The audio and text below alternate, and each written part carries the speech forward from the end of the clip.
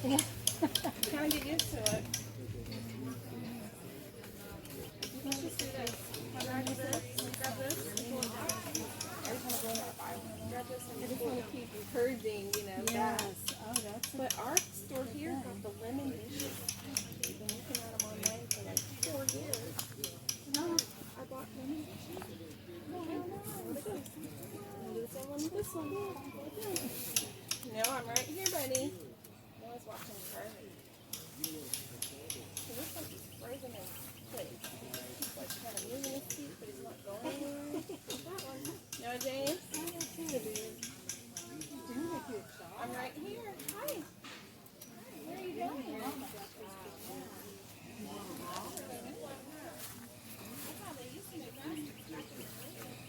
I have wanted to learn basketball for so long. I'm so stingy. I just keep finding them. That's sandstone. That's just my mentality. I'm like, It's not the cheapest. no, it's not a cheap hobby. That's why I haven't taken it up yet. We're making a basket together. Oh, that is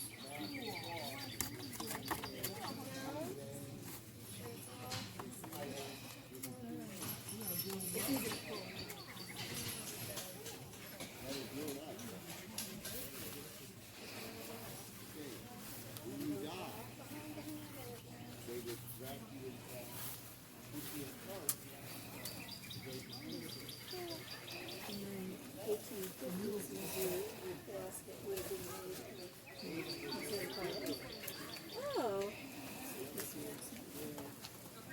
which is really tough and strong. But this material's pretty strong too. It's called reed.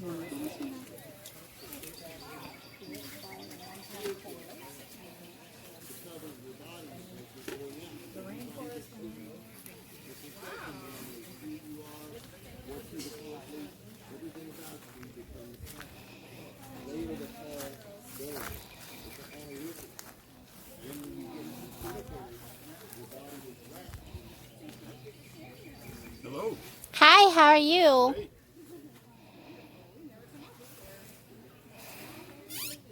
Welcome to the Trails West. I love this little setup. This is gorgeous. Have you ever seen the photograph of that No. event in 1869? That's what brought the country together after the Civil War. Very symbolic, of the division of the war. They brought it together from east to west, and they met in Utah, a very remote place in Utah. And they had just had to. This one came from the west. You can see it here, from Sacramento. And they had to blast their way through the mountains. 2 ranges of mountains, the Sierras and then the Rocky Mountains. And then they came, of course, when they came from Omaha in this direction, that was an easier go. And you see how much more territory they covered. This was just dynamite and nitroglycerin, death. That was terrible. Until they finally came together. Very well placed here. See the golden spike?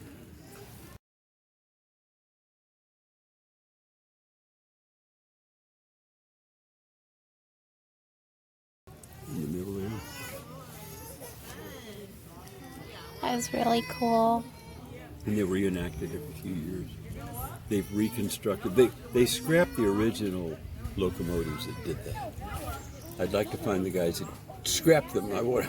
Well, they're treasures, Yes. But they've reconstructed them, and then all their authenticity. They could finally, they actually do, and then they reenact it with some degree of frequency. To the delight of the tourists, of course, and I would love to be one of those tourists standing there watching that.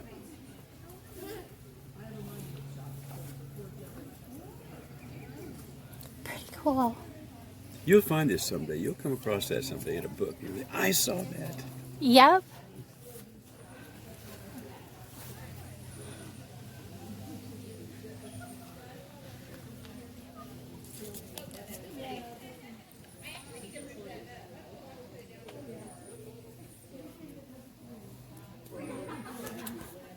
Odd number of years. That's this year. I had to stop and think, what is the year?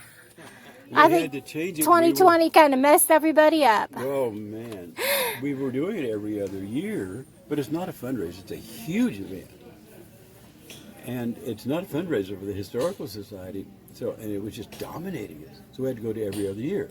Okay, do it on the even years. COVID hits. Now to the odd years. Oh well, but it'll work out. The Donner Party. You heard of that? Yes. You know how that happened? A fellow named of Hastings, his little book there. Where'd he go? Where's the book? Oh, there it is. He was a politician in Northern California, and he was trying to funnel Anglo voters into Northern California so they'd vote for him as opposed to the Hispanic candidate. So he created a fake trail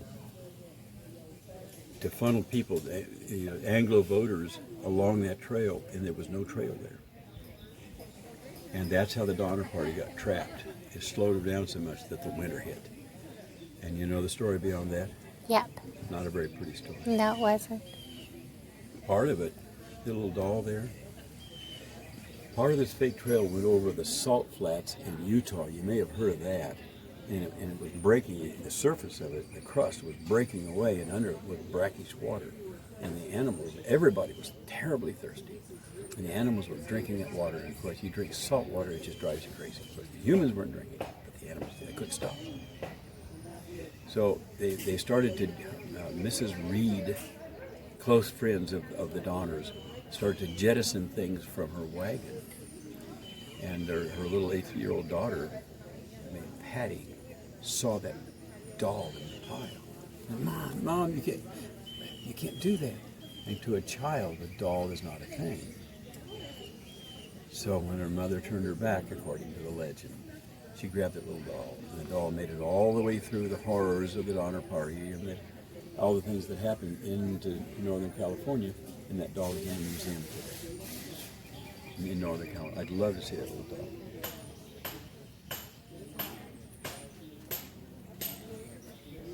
I love history. I'm a big history buff. Did you as a child? All the time. Right from elementary school all the way up through. You'd love that event.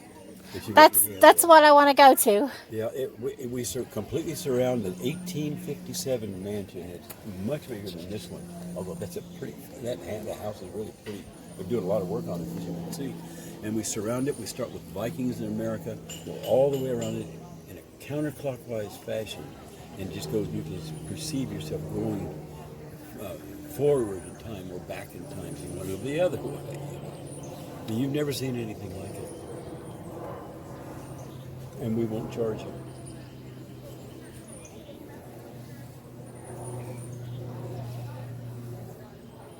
Now this is the Santa Fe Trail. You see how close they are? They really didn't want to do that. They wanted to spread out because of the dust and the filth of the animal, heat.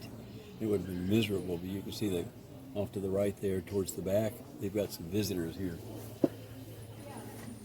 Because they went right through Comanche territory, and these were the Comanches, and they really liked attacking these convoys going through there. And the reason is they were killing game. If they were just going through and they didn't kill game, they probably wouldn't bother it, because they would lose. They would be death on both sides. It would be battles, firefights that would occur. So they decided they would bring them up real close, like this, and go 4 abreast, and the Comanches never could penetrate that formation. And that's how they continued right on going. But the Santa Fe Trail really brought back a lot of money to Missouri from their trips. Feel the weight of these things. This is Mexican silver. They're not from that period, but these are commemorative coins that were used on the Santa Fe Trail. But the Mexican paid for it. Mexico was a rich country, and Missouri was terrible, very impoverished. And these are what lifted Missouri out of poverty. We never looked back. Of all these trails, all the trails, even the Pony Express, all of them, the most important trail, the one that affected Missouri the most, was the Santa Fe Trail. I remember building one for school. Oh, you did? Yes, we had to, each of us in one of our classes, I can't remember if it was like 4th or 5th grade, we were studying Indian history, and we had to build a fort. And mine was to build an earth lodge. You did it like that, huh? Yes, You used it real was mud? not easy. How It did you was do it? not easy, I'll tell you. But I lived in upstate New York, so, it was like trying to figure out how to keep that to stay up and doing it out of cardboard and then taking it on the school bus to school. And it had some issues by the time I got to school, I but did. it stayed kind of, sort of. It was cracked, but I got it to school, and I think I got a B+ on it. Well, But hey, I that did was it. in what grade? 5th grade? 4th or 5th grade, I think it was. But boy, I'd love to get a hold of some history books from back in those days when history was history. Well, if you can see, I started out with this board right here.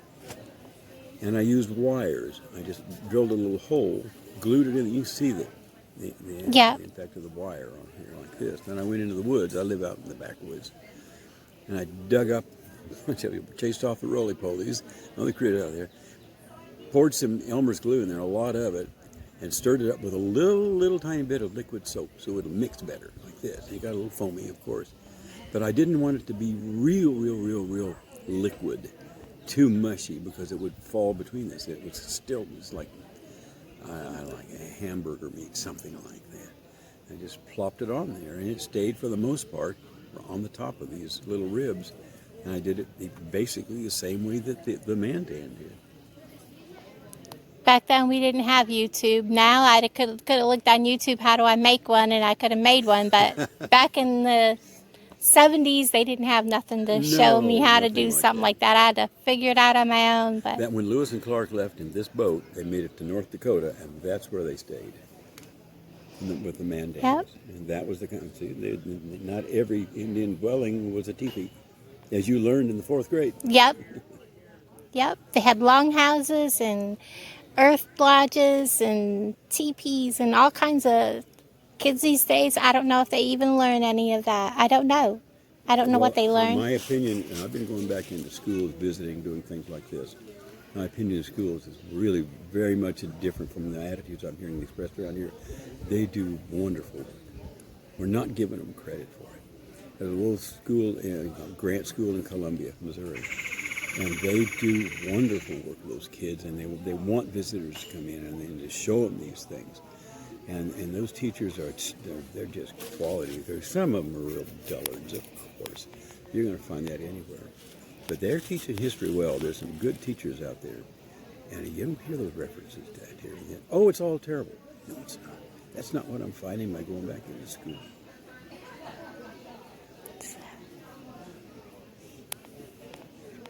It's all about how everything came to be.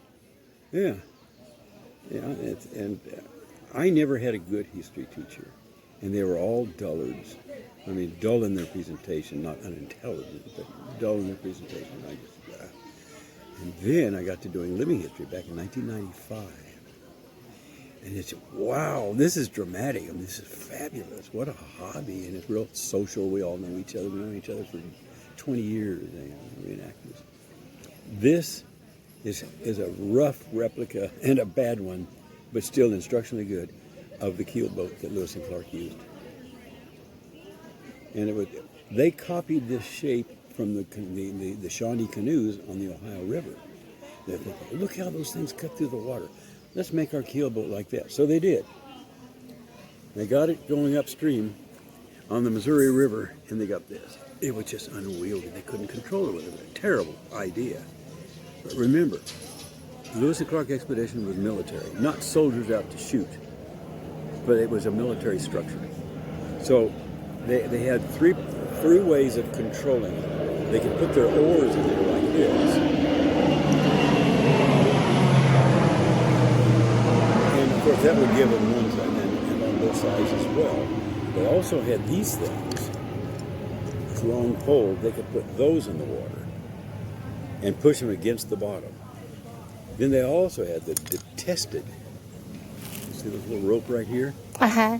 They could tie it onto the front of it and send maybe 3 guys, I'm guessing at that, into the water with a rope on their back like this, and their feet on the bottom there with the water moccasins and the mosquitoes and all the things that are giving them in the unwelcome river. parties, and they had and pull that thing along. Well, when they did that, of course, they could use the oars as well. And also, since they were near the bank, they would be possibly not using the oars on this side. So that gave them oars here, the push poles here, and 3 guys out front, not very happy, and they Yeah. could do it. And it was tough. But they did it Yeah. all the way to North Dakota, and they made it by the wintertime. What they had to endure is just astounding. I had one really good history teacher, and he was very, how do I want to put it? He talked a lot with his hands, and he was always like, oh, he just, everything come out of his mouth. It was just constant, and he very graphic about everything he talked about. He just described everything to a T about, if he was talking about, like you just described the whole, how they got in the water and everything, it's exactly how he would teach it. And he was wonderful, but that wasn't until high school, like 10th grade. And I was like, where was he back in 5th grade? You know, Oh, yeah. you know, more kids would have liked history if we'd had him. Well, I was in my history class in high school, was at Missouri Military Academy in 1961. That would have been 61. And that teacher was actually the athletic director. And he just had to teach that. He didn't care anything about that. He wanted to get out and coach and direct his sports. He never stood and taught a single class by my recollection. His name was Joe Bailey, Colonel Bailey. Yep. Yeah. Well, you may just see me. Oh my gosh, I'm sweaty. Here. Come see us. We won't charge you. There's no. We would love to charge you. We can't figure out how to do it. So, anyways, you may just see me down there. Come I'll see have us. to come. You That will looks- not regret it. If you're a history buff, you won't regret that event. So, And all right. then we're going to have the complete reconstructed keelboat. A lot better than this one. All right. Okay. Well, thank you so much My for the pleasure. information, What's your and name? everything you have displayed here is wonderful. And again, thank you. What's your name? Laura. Watch it for. All right. Okay, Thank Laura. you.